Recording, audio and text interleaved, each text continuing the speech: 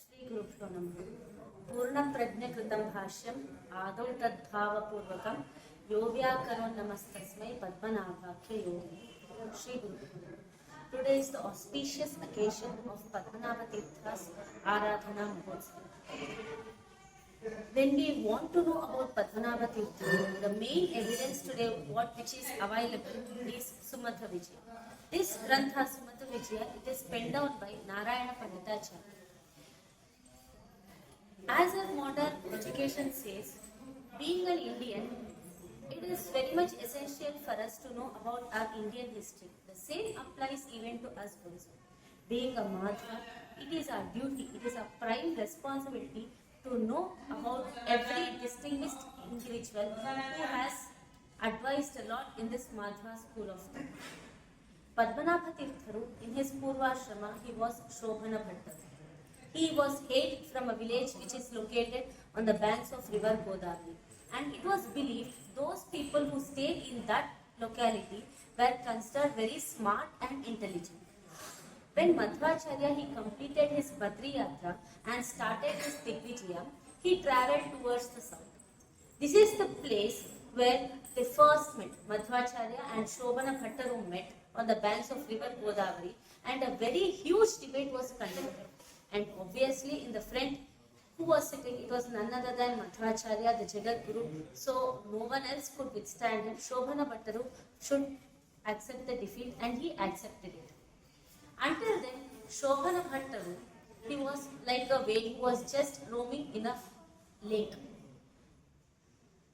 This Shobhana Bhattaru, Narayana Panditacharya explains in 9th Sarga that Shobhana Bhattaru was a very intellectual scholar among all the scholars in that period. He explains among all the Tarkic Pandits present in that era, so everyone feared the presence of Shobhana Bhattaru. And we also wonder, Madhvacharya he defeated many Pandits, and all those Pandits were very well versed in their respective fields. Then what is so great about Shobhana Bhattaru? Narayana Panditacharya he explains that among all the Tarkic Pandits, Shobhana Bhattaru, he was very well versed in all the Shastras. He had a great faith in Veda, in Mahabharata, and also in all the Agama Shastras.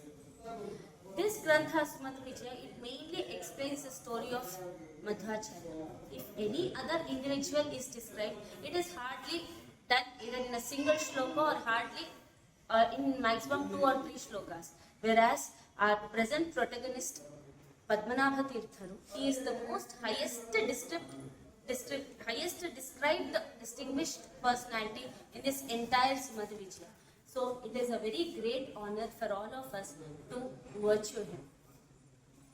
This Padmanabha Tirtharu, he immediately took sannyas ashrama from Madhvacharya, and he composed a commentary to the Bhashya written by Madhvacharya. Satya Tirtharu, he just simply wrote the transcript, whereas Padmanabha Tirtharu, he wrote the commentary to that Bhashya known as Sattarka Deepavali. And even the magnum opus composition, Anubhyakhana, he wrote a commentary called Sanyaya Ratnavali. So, in this Aradhana Mahotsav of Padmanabha Tirtharu, let us all pray him. The moment I say pray, what we do, we pray to our Lord this way. We say Asmat Patyantargata, Asmat Guruvantargata, next Parama Guruvantargata, next Tatvabhimani Devatantargata, next Bharti Ramna Mukhya Pranantargata. I mean, we have to follow so many steps. Whereas, see how blessed Padmanabha Tirtharu is. He need not follow any of these steps. He directly, he can pray to the Lord, Bharti Ramna Mukhya Pranantargata, Shri Krishna Arpanamasthu. So this is the very highest fortune which is available to Padmanabha Tirtharu, and we are very blessed to know at least a minimum of his knowledge.